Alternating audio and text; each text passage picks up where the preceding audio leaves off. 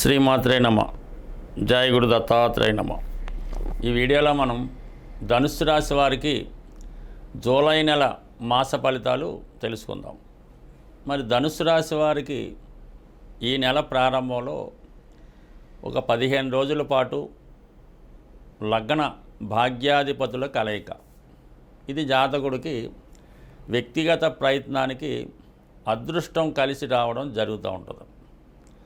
అలాగే మీలో ఉన్నటువంటి సామర్థ్యానికి గుర్తింపు రావడం కూడా జరుగుతూ ఉంటుంది. ముఖ్యంగా గురువు సంబంధించినటువంటి వృత్తుల్లో ఉన్న వాళ్ళకి, ఉపాధ్యాయులు, అలాగే ఆధ్యాత్మిక సంస్థల్లో ఉన్నవాళ్ళు, ఇలాగే వేదిక సంస్థల్లో ఉన్న వాళ్ళకి, న్యాయవాదులకి, సమాజం మంచి కోరే ధర్మాన్ని రక్షించే వాళ్ళు కొందరు ఉంటారు. అటువంటి వారికి సహజంగా ఒక గుర్తింపు, గౌరవం, హోదా లభిస్తుంది. ప్రభుత్వ సత్కారం కానీ, ప్రభుత్వ గౌరవం కానీ లభించడానికి కూడా అవకాశం ఉన్నది. అలాగే విద్యార్థులకి ప్రభుత్వ సంబంధించిన కళాశాలలో అవకాశం రావడం కానీ, సీటు రావడం కానీ, స్కాలర్షిప్ రావడం కానీ జరుగుతూ ఉంటుంది. అలాగే విదేశ ప్రయత్నాలు, దూర ప్రాంతంలో ఉన్నటువంటి మీ సంతానాన్ని కలుసుకునే ప్రయత్నాలు చాలా వరకు నెరవేరే అవకాశం ఉంటుంది. సాధారణంగా ఎవరి జన్మజాతకంలో అయినా గురువు అలాగే రవి కలిసి ఉంటే వాళ్ళు వారి కుటుంబంలో చాలా వరకు పైకి రావడం జరుగుతూ ఉంటుంది.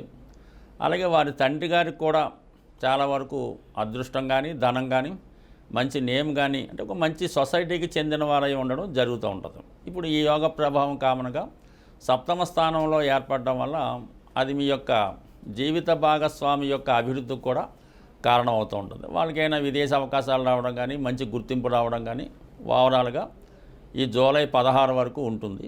జూలై 16 తర్వాత అష్టమ స్థానంలోకి వచ్చినటువంటి రవి భగవానుడు చాలా వరకు ఒక విధమైనటువంటి ఇబ్బందుల్ని, అంటే అధికారుల వల్ల ఇబ్బందులు రావచ్చు, ఏదైనా అనుకోకుండా సడన్గా హెల్త్ పరంగా ఇబ్బందులు కలగవచ్చు.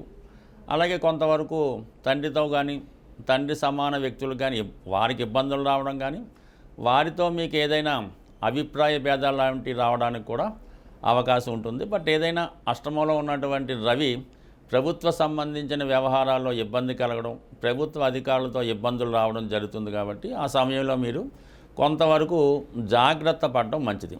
అయితే ఈ అష్టమ స్థానంలో బుధుడితో కలిసి ఏర్పడినటువంటి ఈ బుధాదిత్య యోగ ప్రభావం వల్ల ఎలాగుంటుందంటే, అంటే దశమాధిపతి అష్టమంలో ఉంటూ రవితో కలియడం వల్ల ఏమవుతుందంటే, ఒక విధంగా మీకు అష్టమంలో ఏర్పడినటువంటి బుధాదిత్య యోగం సడన్గా ఉద్యోగంలో ఒక గ్రోత్ కూడా వచ్చే అవకాశం ఉంది.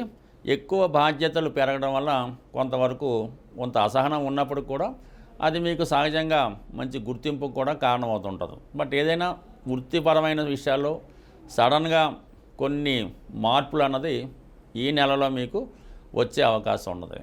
ఇక ముఖ్యంగా మనకి కుజుడు భాగ్యస్థాన సంచారం, అంటే పంచమాధిపతి భాగ్యస్థానంలో ఉన్నప్పుడు మీ పూర్వపుణ్యం కలిసి రావడం వల్ల మీ పిల్లల యొక్క అభివృద్ధి మీకు కొంతవరకు అదృష్టాన్ని కలిగించే అవకాశం ఉంటుంది. అంటే భాగ్యస్థానంలో ఈ కుజకేతువుల కలయిక చాలా వరకు ఏదైనా ఒక పుణ్యక్షేత్రాన్ని దర్శిద్దామనే మీ ఆలోచన నెరవేరుతూ ఉంటుంది. అంటే ఏదైనా భాగ్యంలో ఒక గ్రహం వచ్చినప్పుడు ఆ గ్రహానికి సంబంధించినటువంటి దైవాన్ని పూజించడం వల్ల దాని ద్వారా మనకి అదృష్టం కలిసి రావడం జరుగుతూ ఉంటుంది. అంటే 9వ స్థానంలో కుజుడు రావడం వల్ల ఏంటంటే ఆంజనేయ స్వామిని కానీ, సుబ్రహ్మణ్య స్వామిని కానీ ఆరాధించడం వల్ల సంతానానికి సంబంధించినటువంటి దోషాలున్నా, ఫైనాన్స్ పరంగా రుణ బాధలు ఉన్నా కూడా అవి ఖచ్చితంగా తీరడం జరుగుతూ ఉంటుంది.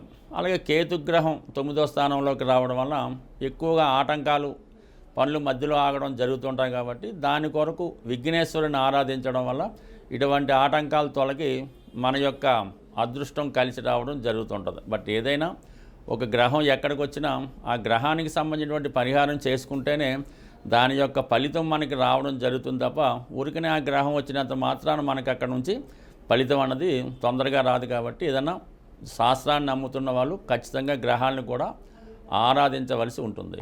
అలాగే 6వ స్థానంలో ఈ శుక్రగ్రహ ఉండడం వల్ల అధికారంలో ఉన్నటువంటి స్త్రీలతో కానీ, మీ కుటుంబంలో ఉన్నటువంటి స్త్రీలతో కొన్ని విభేదాలు, ఇబ్బందులు వచ్చే అవకాశం ఉంది.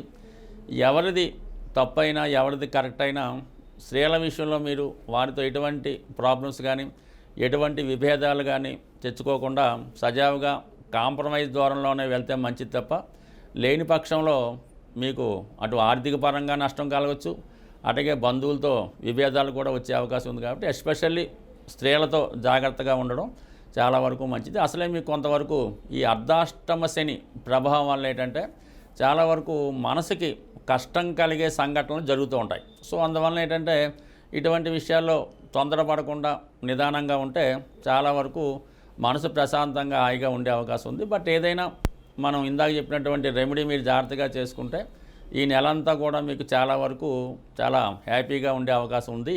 అదృష్టవశాత్తు గురుగ్రహ అనుగ్రహం మీ మీద ఉండడం వల్ల ఎటువంటి సమస్య అన్నా చివరి నిమిషంలో సాల్వ్ అవ్వడం జరుగుతుంది. స్వస్తి.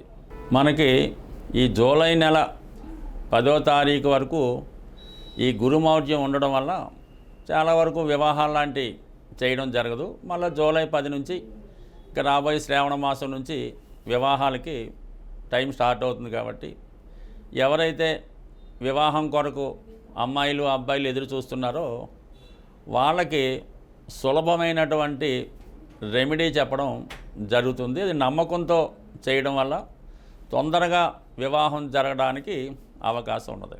ముఖ్యంగా అబ్బాయిలు మంగళవారం రోజు అంటే వివాహం అయ్యే వరకు కూడా ప్రతి మంగళవారం విఘ్నేశ్వరుడి ఆలయంలో కానీ హనుమాన్ ఆలయంలో కానీ జిలాబీ అంటే ఒక సీటు జిలాబీతో చేసింది పంచిపెట్టడం వల్ల అనుకూలత ఏర్పడుతుంది.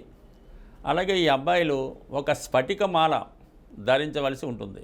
ఈ స్ఫటికమాల ధరించడం వల్ల శుక్రగ్రహ అనుగ్రహంతో తొందరగా వివాహం జరగడానికి, అలాగే భార్యాభర్తల మధ్య ఏదైనా విభేదాలు ఉన్నవాళ్ళు కూడా ఈ స్ఫటికమాల ధరించడం వల్ల ఆ విభేదాలు తొలగే అవకాశం ఉన్నది. కాబట్టి దాన్ని ధరించడం మంచిది.